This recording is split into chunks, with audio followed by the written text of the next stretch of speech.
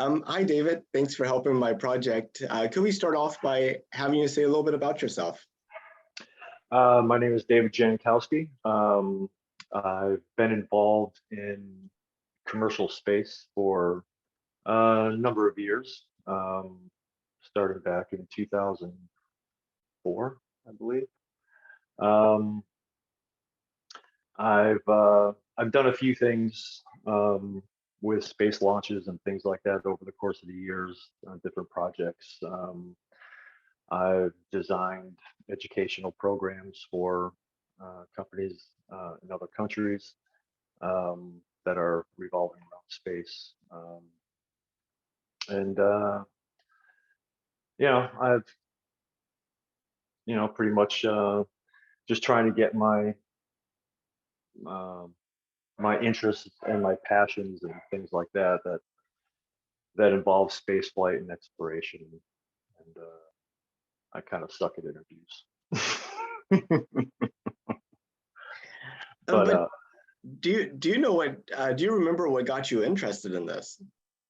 um, well, I mean, as a kid, I've always been interested in space and exploration and all that stuff. And it really wasn't until the giggle factor in commercial space where regular people could finally start to seriously think about going up into space themselves. That's kind of when I first started thinking that maybe in my lifetime there'd be a possibility where I too would be able to experience that kind of experience. Um, and But actually, it was Buzz Aldrin of all people that actually opened up some doors for me. Um, I had come up with an idea years ago um, on how to shrink the entire solar system down into a multi-domed facility where each dome was about 1,000 feet in diameter, 500 feet high, and in this concept, I had IMAX screens. It was kind of almost based on um, the Truman Show, if you ever remember that kind of big dome that he lived in. So it was kind of like that. And what got me thinking about that is in the research that I did from what NASA has done up until that point, um, what scientists knew about the moon and things like that. I realized, and also what people were talking about wanting to do with commercial space tourism. I realized nobody was really talking to each other on how to try to figure it out. So I came up with the concept of building a life-size theme park type model. And in my paper, I set it in Vegas, of course, and I kept it to uh, what the budgets were at the time of your average hotel and casino, which was a $1.5 billion. um, and and yeah, I threw it up on the internet. Um, not really expecting anybody to really take it seriously, and I was a carpet cleaner. I spent 30 plus years in carpet cleaning.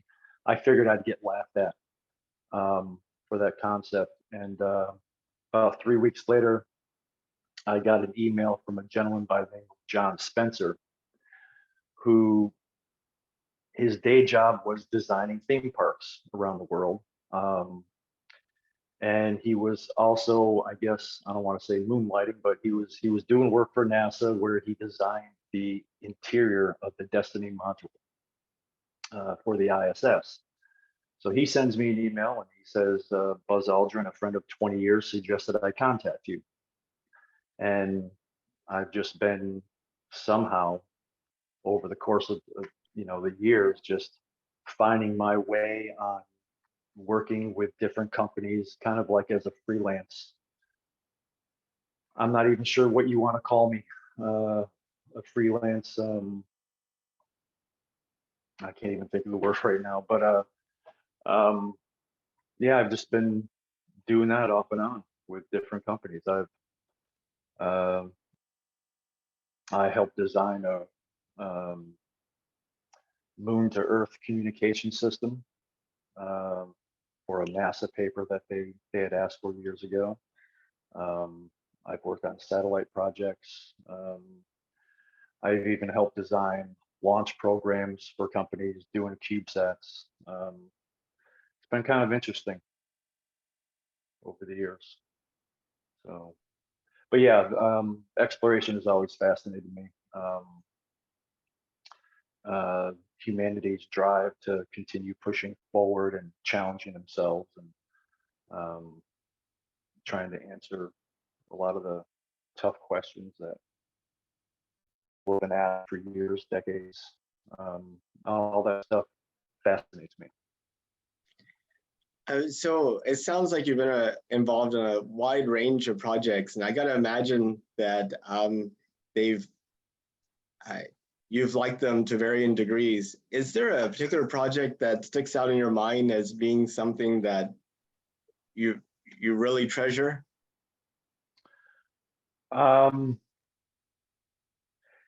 You know, yeah, believe it or not, it was a high altitude launch that I was asked to do. As I said, I designed an educational program for a company in another country, and that revolved around students, teachers, and space.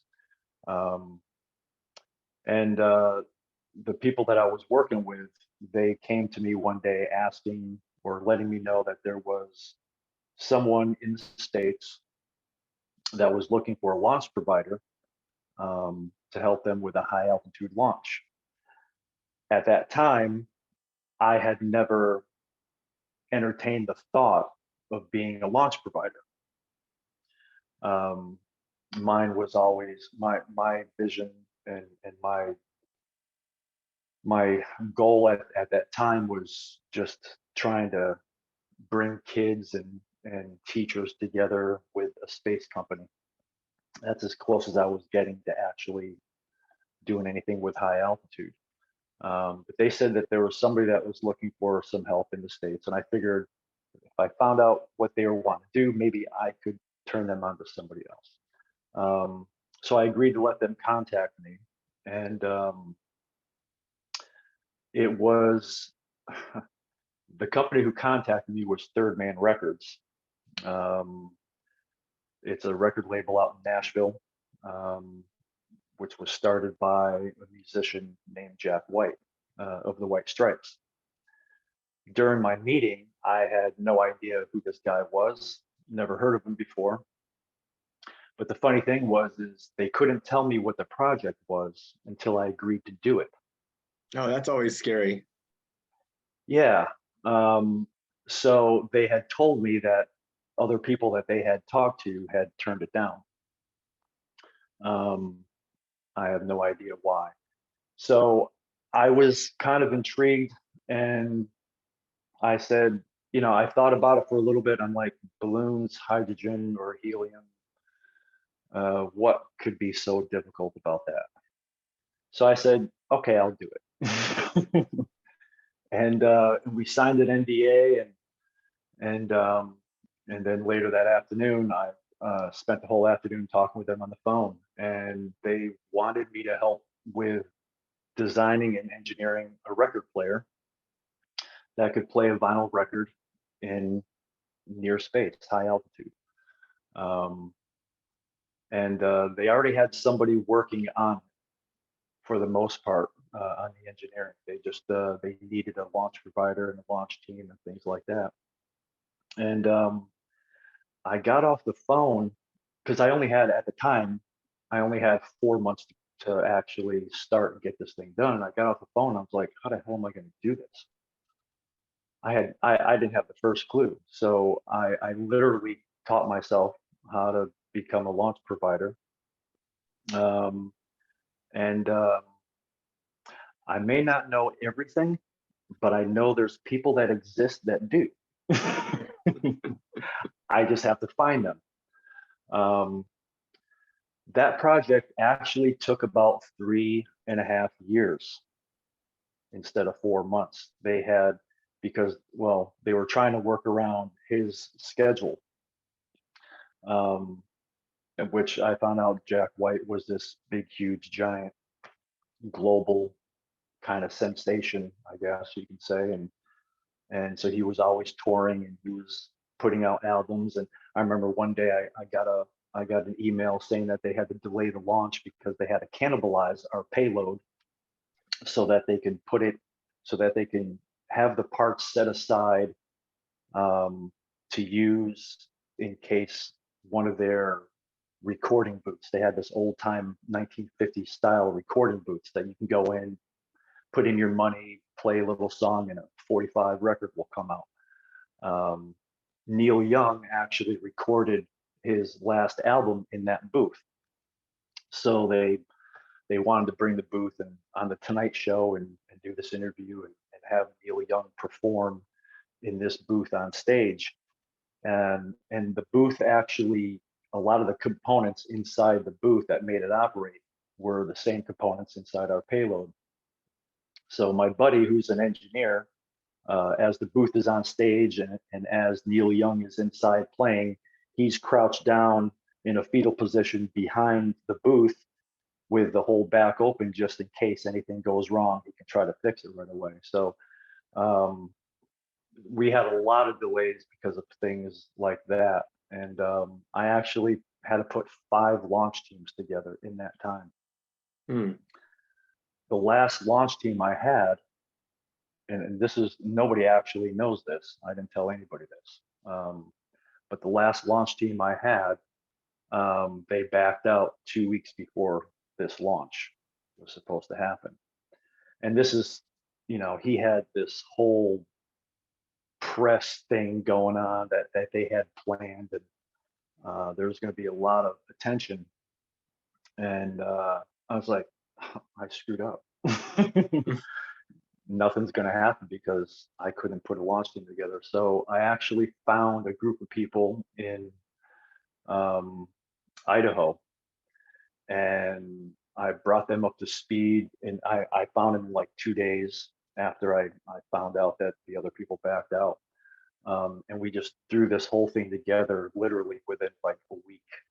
And I brought them all up to speed, and all they had to do was just help work with me on getting this thing in the air.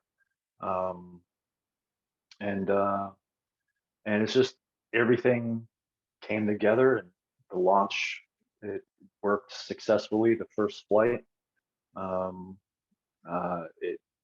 it got Jack White and Third Man Records the outcome they wanted. They wanted to kind of show how music would kind of change as it goes higher up in the atmosphere, starting out with, actually being able to hear the song, and then as it gets up in the thinner atmosphere, the music kind of starts to slow down, like the batteries are winding down. And then the higher up you go, it just ends up chirping. So he wanted to show all of that. And it was interesting, but the whole experience, it was a, definitely a challenge, that somehow it all worked out in the end. And I had a lot of fun on that, even though there was a lot of nail-biting moments, because actually, when we were first designing everything, and I was getting all the stuff that we needed, especially the parachute, I wanted to make sure what the final weight was. And I was told it was about 20 pounds. So I bought a parachute for 24 pounds or 30 pounds, something like that. The vehicle ended up weighing 48 pounds. Oh no. So as this thing is coming down, we're watching this thing, we're like, it's coming down a little bit too fast. And luckily it caught enough airflow at the very end where it hit the ground at about 20 miles an hour or so. And yeah, but that was probably one of my most challenging, because I had never been a launch provider before, and I kind of faked my way through the whole thing, and it just happened to work out.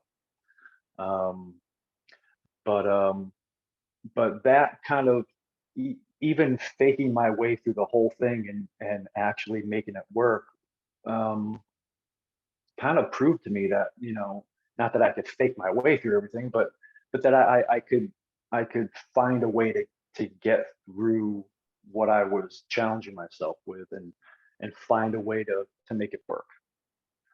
Um, so that's uh, kind of always been my approach with things that, um, on paper I probably don't qualify to do. So, but I've worked on satellite programs, uh, trying to hack in to government spy satellites.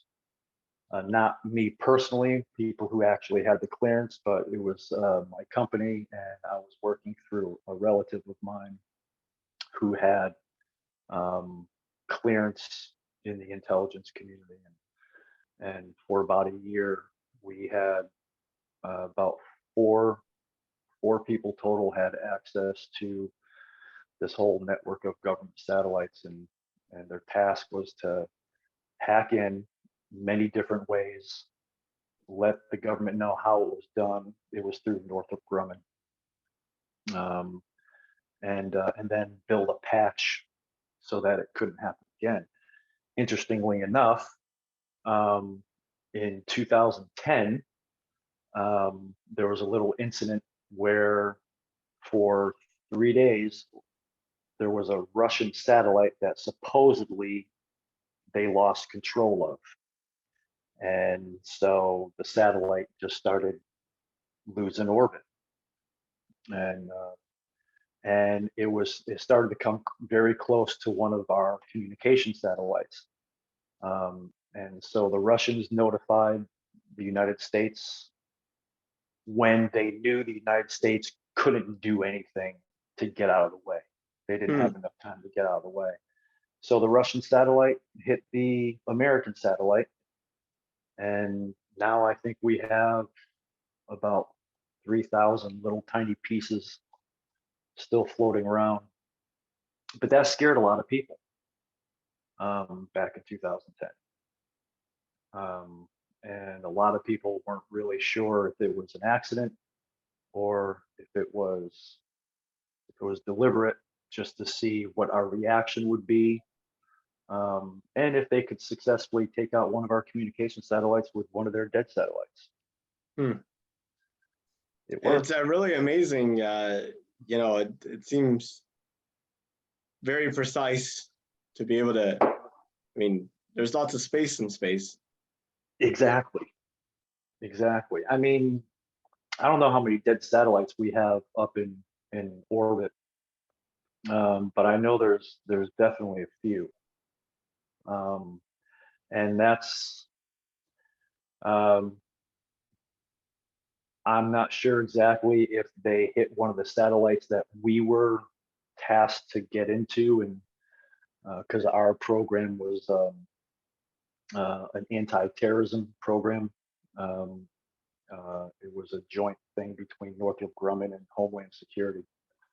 Um, but it was something that I never even would have thought of doing, taking a dead satellite. And I mean, it's a good idea, I guess, if you want to knock out somebody else's communication. But, um, yeah, that was an interesting, uh, thing.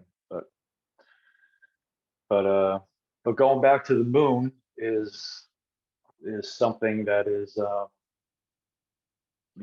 I think is really important. Something I don't think we ever should have stopped when we were there. I think there was a lot more we should have done, um, back in the, early '70s, late '60s. Did you get to see Apollo?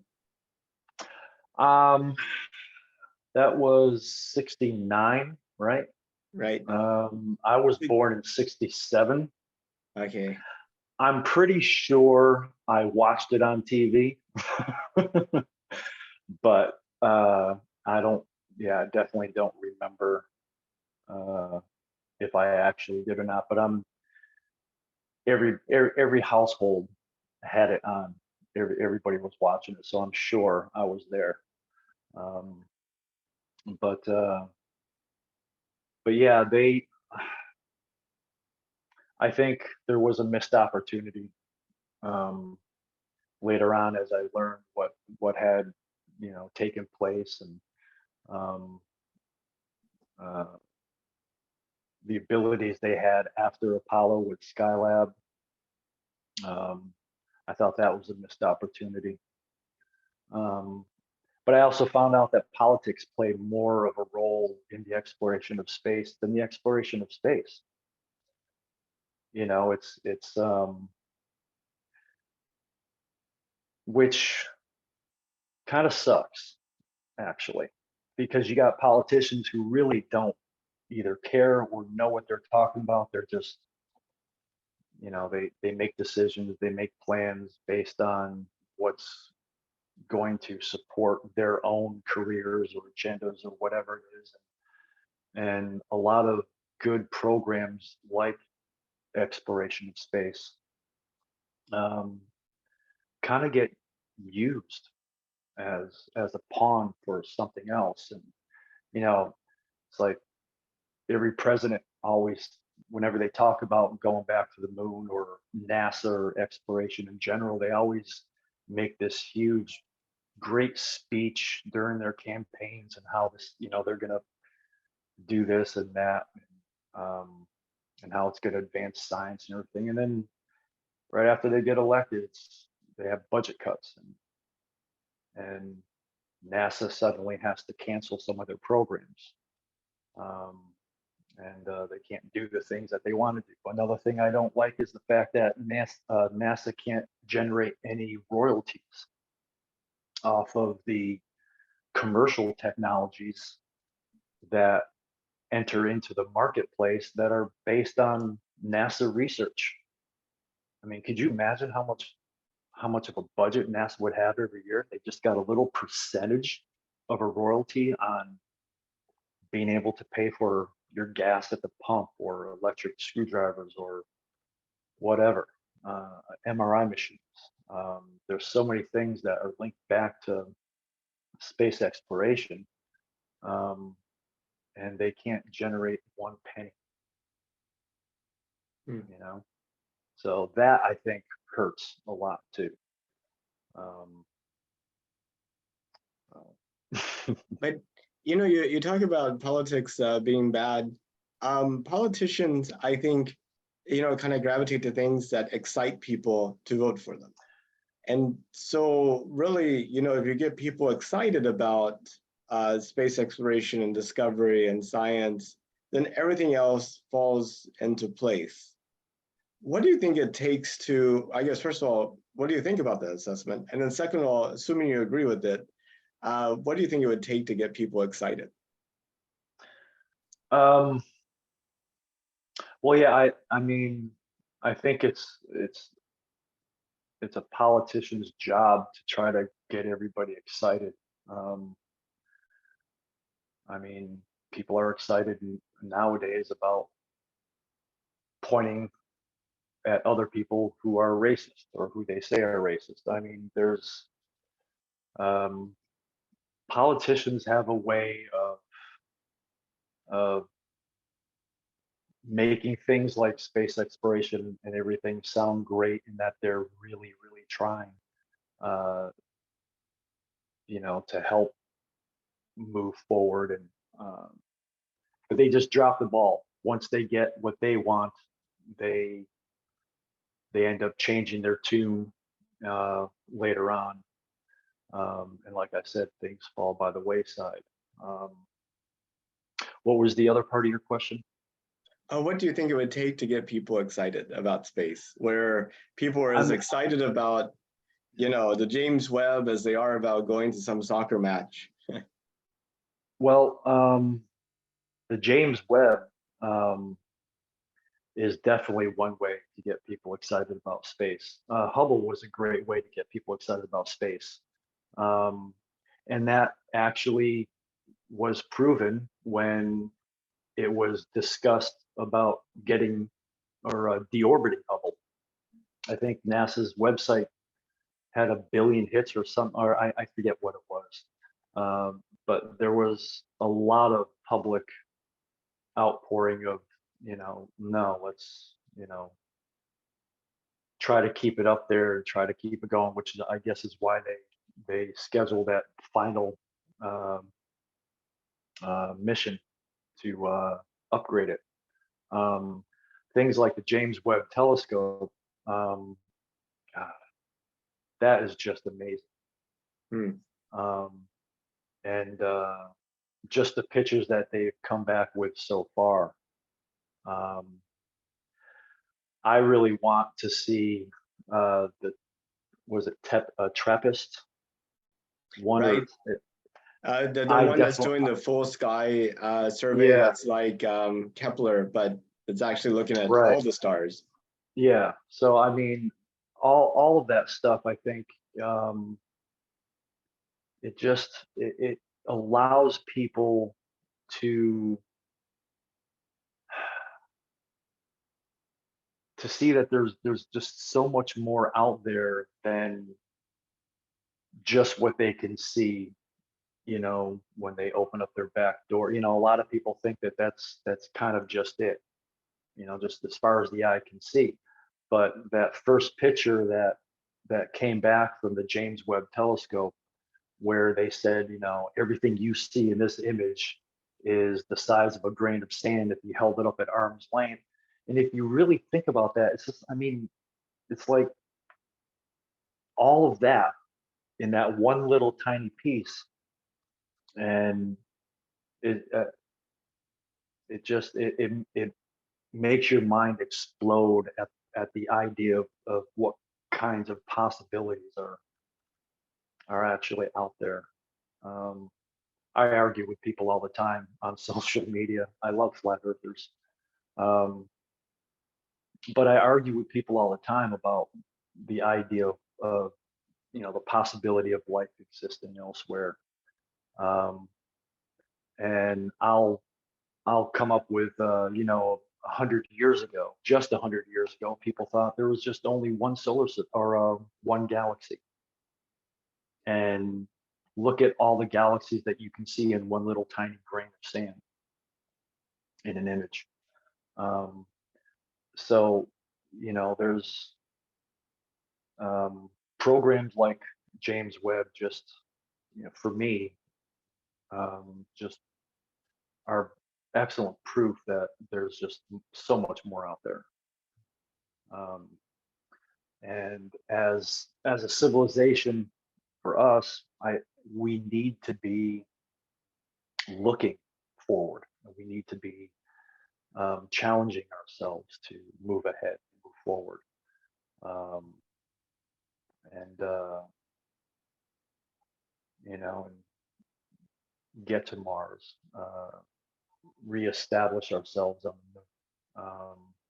A lot of people think that that's a waste of money. Um, Even still today, there's a lot of people that think space exploration is a waste of money, and so I think things like the James Webb Telescope and can show people that there's more to programs than just wasting money, just spending money on things um, that don't show them any benefits. Um, uh, Things like James Webb gives them uh, a sense that there's more we can be doing. Uh, oh, sorry. No, no, there's definitely. I lost my train of thought there, but no, you know, I think things like going back to the moon are definitely um, that, and commercial space tourism is something that gets people excited, and um, it gives people hope that in their lifetime they might be able to experience space travel themselves. Um, but Oh, where do you see humanity in 200 years?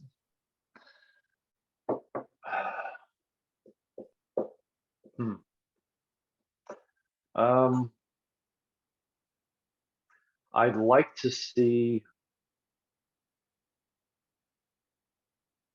to see humanity out at least as far as Alpha Centauri in 200 years. Um, I mean, I think technology-wise depends on who you believe and who you talk to. We might already be able to go past that right now. But I think commercially, or what the public will know, I think in 200 years we should have the technology to go at least 4.5 light years within a lifetime. Hmm. Um, I'd like to see the solar system within that 200 years fully explored, um, to where it's routine going back and forth. Um, we have the opportunities to make that happen. Helium-3 is a great opportunity as a source for uh, fusion engines, and I think a helium-3 fusion engine can get us from one end of our solar system to the other in a month or something like Hmm. that. I might be wrong on that. It might be sooner, but um, we have so many opportunities, so many possibilities to advance humanity in space within a relatively short period of time. I mean, um, the span between man can't fly and landing on the moon is not that long. It's not that many years went by between those two. So if you can go from man can never fly to landing on the moon within what was it, 60 years or something like that, imagine what you can do in 200 years if politicians stayed out of the way. Well, also if people stayed working on problems, actually, stayed engineering. We could spend our time engineering, or we could spend our time sort of reallocating resources. Yeah.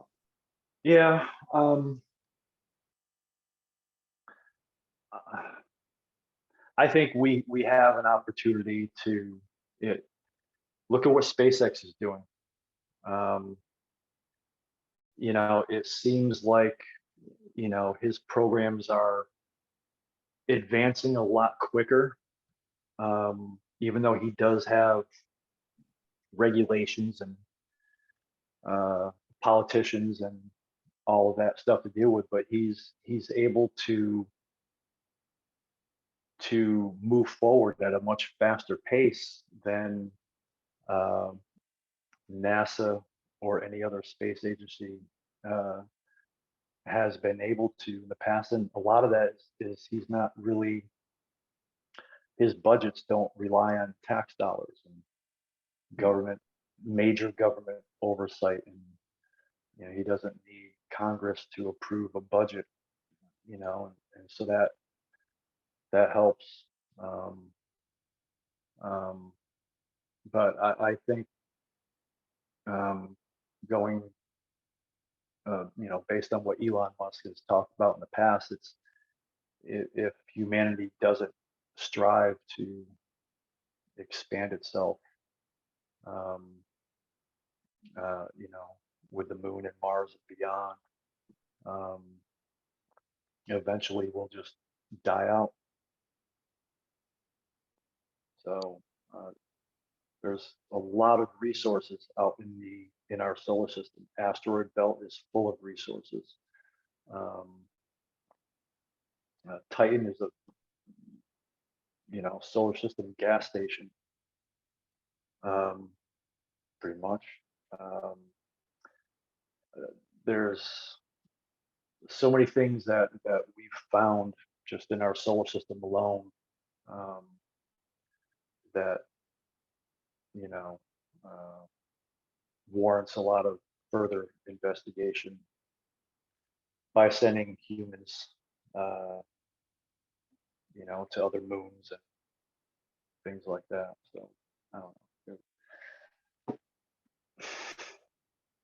know. If you could take a trip to space, would you?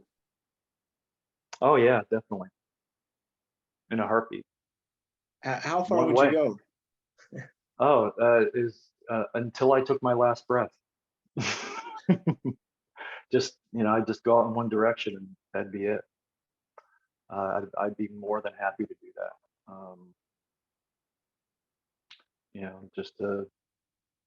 Just to see what's out there. You know. Well, there's that joke, I joined the Navy to see the world, and then they put me in a submarine. Um, uh, so, the Mars colony might be tunnels and domes. Well, yeah, in the beginning, um, um, I don't know how long it would take to actually terraform Mars. I think Elon Musk said it would take about 100 years or something like that.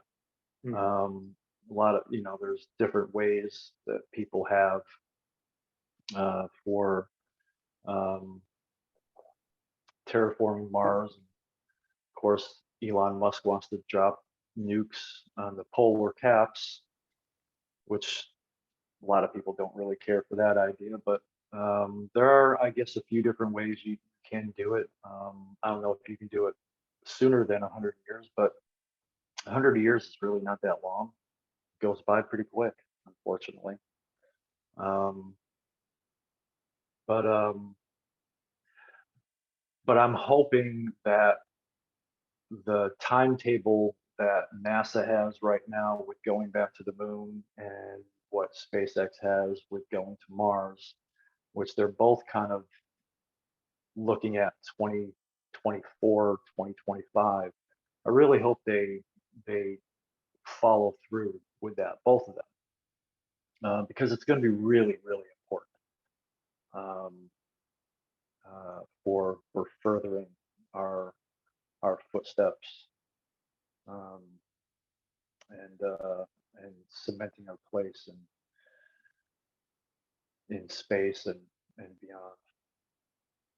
Well, let's say you immigrate to Mars, go to the city that Elon talks about, and it's 200 years in the future, and it's your great great great great great granddaughter who's in high school on Mars in 200 years in the future, and she's been tasked with doing a project about the 2020s, just like people today might be tasked with doing a project about the 1820s.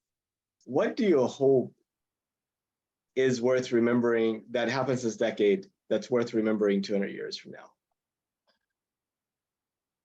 Uh, hmm. um, our technology has advanced a lot, um, just in the past 50, 60 years. Um, I think I don't know, that question just, I keep thinking about right now, what's going on politically and our climate. Um, Honestly, I think in 200 years, um, if we don't destroy ourselves before then, um, I think technology aside, space exploration aside, I think they'd laugh at how society is right now and just the stupid things everybody's seemingly more concerned about. Um, um, how there's no, how there's no unity, uh, so much division. Um, it's there's there's no, I don't know. Right now, it's very hard to see what the future is going to be like, just because of everything that's going on. That's It's just crazy right now. This whole thing with, it's like every week we have a new COVID variant, Hmm. and it's always worse than the last one. Um, and I don't have much faith in the CDC or how that situation has been treated. Um, um, Now we have climate change. That is seemingly a big issue. Um, I don't know. I think in people 200 years from now are just going to wonder how we actually survived the 20s, the 2020s. I don't know. Hmm. Well, David, I know we covered a lot of topics and things. Is there anything that you wanted to talk about that we didn't get to? Um, Space exploration is it's a necessity. Um, Nothing is as much of a waste of money as people think. Um, you know, People always say, why waste money on space exploration? Why not put it into feeding the homeless and exploring our oceans? And we do.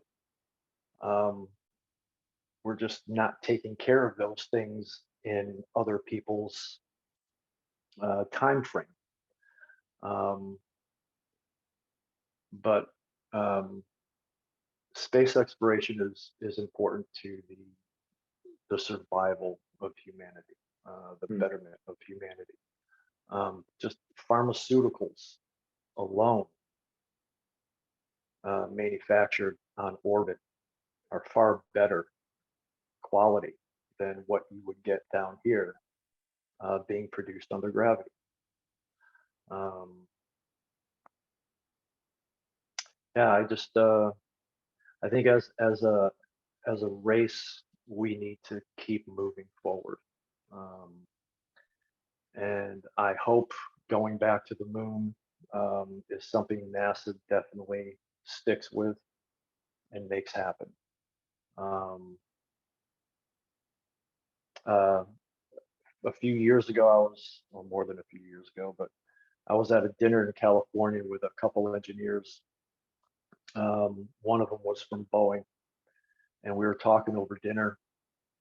And I don't have an engineering background, so sometimes I really don't know what I'm saying. I just kind of like I think I might have a good idea, and but we were just talking. I was like, it'd be really cool if we can just disassemble the ISS and take each part, bring it over to the moon, park it in lunar orbit, and then take each piece and bring it down to the surface and then reassemble it and use it as a temporary uh, base to have astronauts there, and until NASA could actually bring something more permanent. Um, and and I just blurted it out. I figured they would just think I was crazy, but they just sat there and looked at me and was like, "Why didn't I think of that?" and then a few weeks later, it was a topic of discussion for a little while. Um, I guess they had relayed that idea to other people at NASA, and the last when I did hear about it, I think Leroy Chow was one of the main astronauts. He went online, started having online discussions about that, and I just thought, that was pretty cool. Because I always tell people, on paper I wouldn't qualify to empty the trash at NASA. Hmm.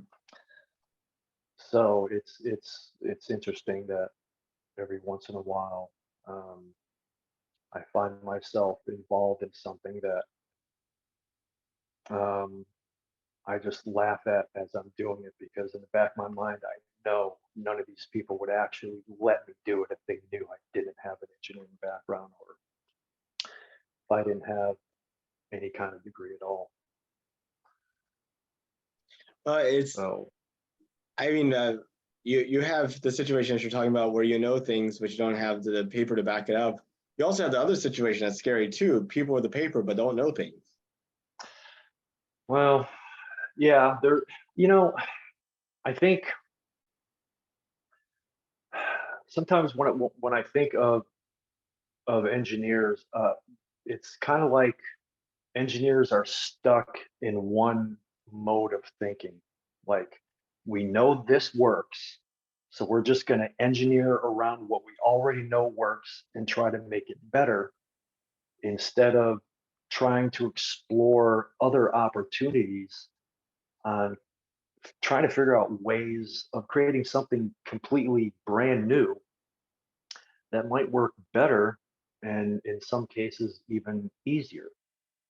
Um, you know, I, I, I know you heard about this kind of concept engine that I came up with, um, uh, which started out actually 10 years ago when I was working on the Third Man record, high altitude concept. One night I was just sitting there and I was like, I was just wondering if anybody had ever tried to figure out how to design and build a 100% reusable high altitude launch platform. Hmm. And and because I don't have an engineering degree, I can't just do the math and all that stuff, the physics. I don't, but I have I have common sense. So I can look at things and I can kind of see if they're going to work or not. Um, and uh, I started doing research to see if anybody had tried to come close to creating something like that, and I really wasn't finding what I what I wanted. Um, but the more I got involved in it, uh, I tried to come up with a lot of different ways on how you could actually create a 100% reusable high altitude vehicle. And I had my concepts involved creating a a lifting gas cell that would expand to a certain extent but not burst. And then at one point I actually had it to where you had some kind of compression system where you can compress the gas back into a compression system and kind of use the kind of offset that lift to weight ratio where gravity could just slowly, and you can regulate it by how much you compressed back into your containers, and whatnot. And then I had other systems where um, I tried to think of how to create kind of like uh, a vacuum or not an atmospheric chamber where you had a lifting gas, you're lifting gas inside the atmospheric chamber, um, which that I didn't really care for that idea much. And finally, one day I just, after 8 years of thinking about all this and doing the research, I realized that I was designing everything around the lifting gas and the envelope, trying to make that work. And when I realized it wasn't, um,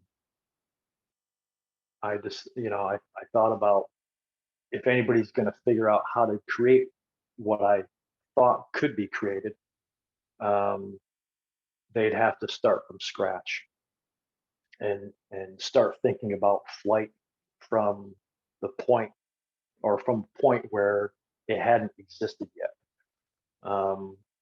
So I thought about how to do that, and I went all the way back to Leonardo da Vinci with his aerial screw, and I had an idea already about how the screw worked.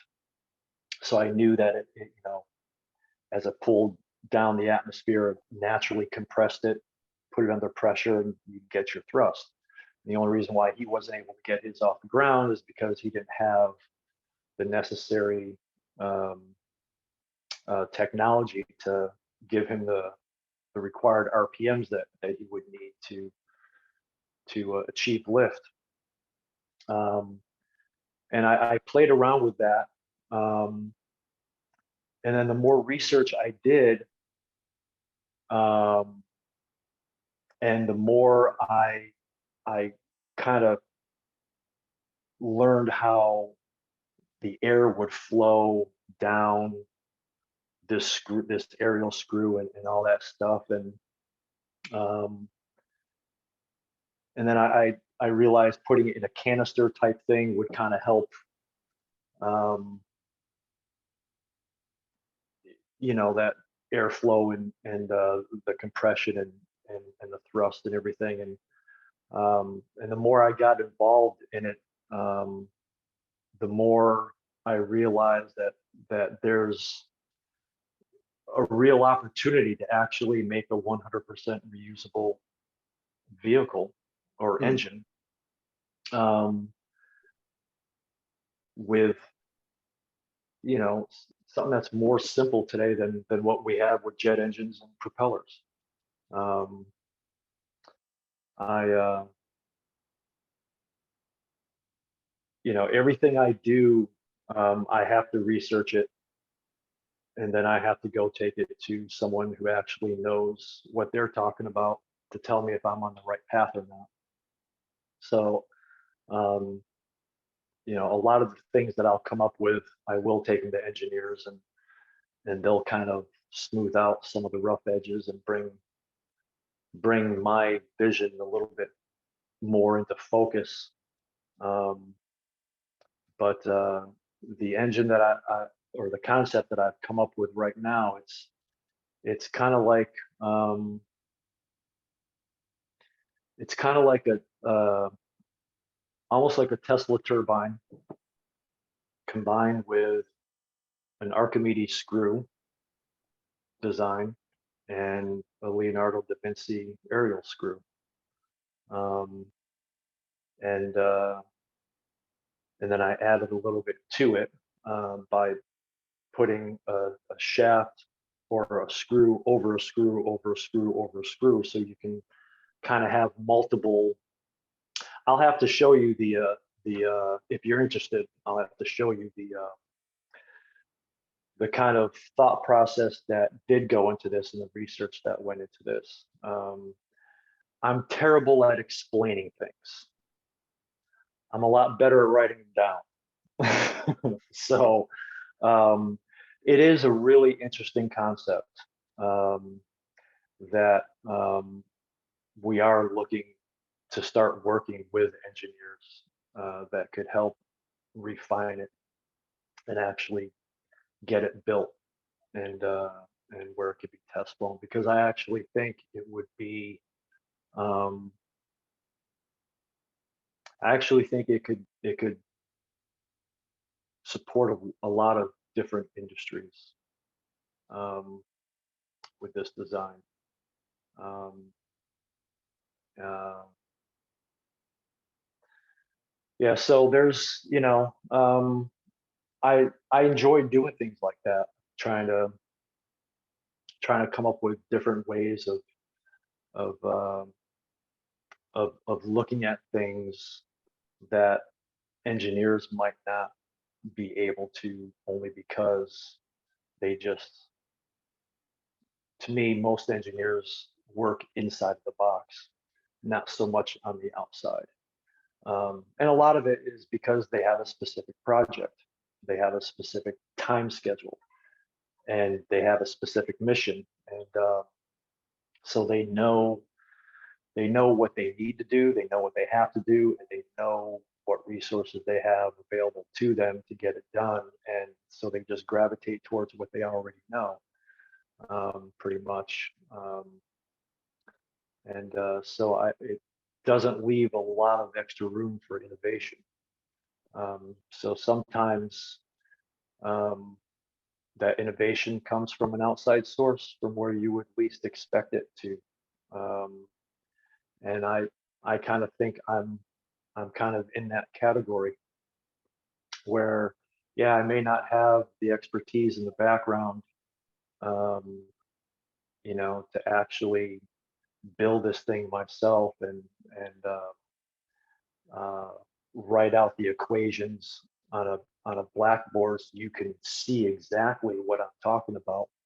Um, but uh, in this case, the engine concept is the work that I've done. It justifies doing more.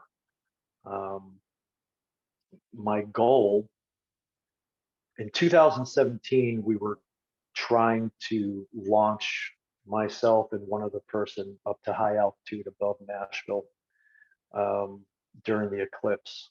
We were going to just a basic module. It wasn't even going to be man rated because we were going to be wearing spacesuits. Um, and and we had everything all set up, including most of the money. Um, and that's what we were going to do. We were just going to ride up to high altitude and uh, check things out, and then come back down. And we actually, the other person that was going to be flying with me, he was going to be putting up $1 million of his own money, but he wanted us to secure it. So we tried to raise $1 million to secure it. We didn't get that far. I think we got close to $250,000, and then finally we just ran out of time to be able to do it in a safe way.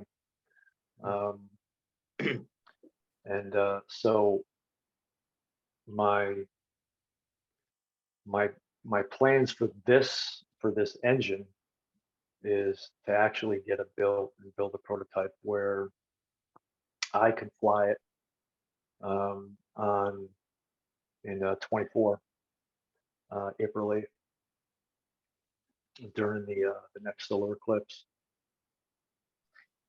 I So I hope that is something that makes it through the next 200 years and people look back and see it as being a moment.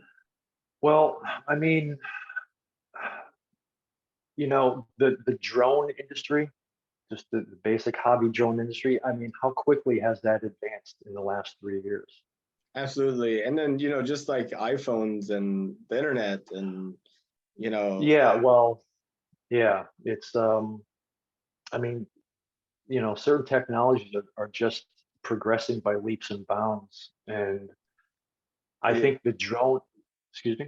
I was going to say in the adoption of microwaves, I mean, look how quickly, I mean, a magic box, you can put something in and heat stuff up, but still, I don't think people truly appreciate that. No, it's just so many things are moving forward, and that are just going to change the way um, people live their daily lives. I think pretty soon, the way it's going, I think within the next 3 to 5 years, you might be able to get on your phone and bring up Uber or Lyft, and you might be able to take a 3-hour flight to 100,000 feet. Absolutely. I mean, we've got little tiny tabletop drones that could already lift a couple thousand pounds. Um, Obviously, the military has some better drones, but all of that um,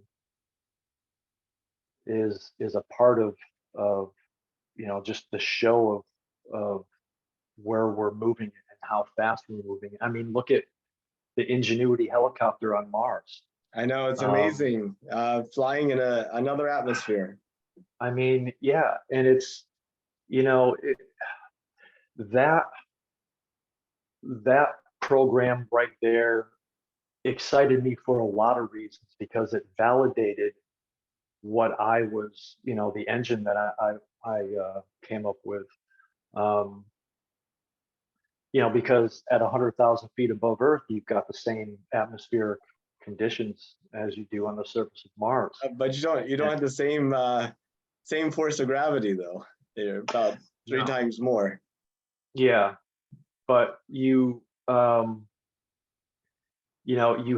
a little vehicle like that able to achieve flight on another planet. And that is a huge milestone. Just being able to say that you have a vehicle that can achieve flight on another planet. Yeah. I mean, that people just overlook that simple little sentence people overlook because they, you know, but that achievement for NASA is huge.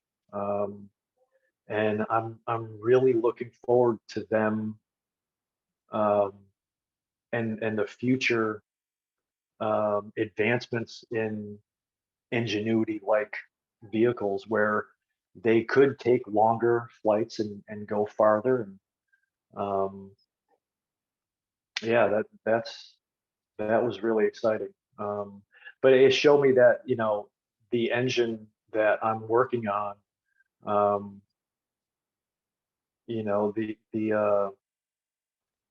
difference in the RPMs, um, in that altitude, make a big difference. Um, Well, so David, I really appreciate you taking some time out to talk to me. I think we probably could talk for hours and hours and hours, but unfortunately, I have other commitments I have to attend to too. sure. But thank you so much. I look forward to, I think a visual regarding your engine would probably help clarify in my mind at some point. So It will.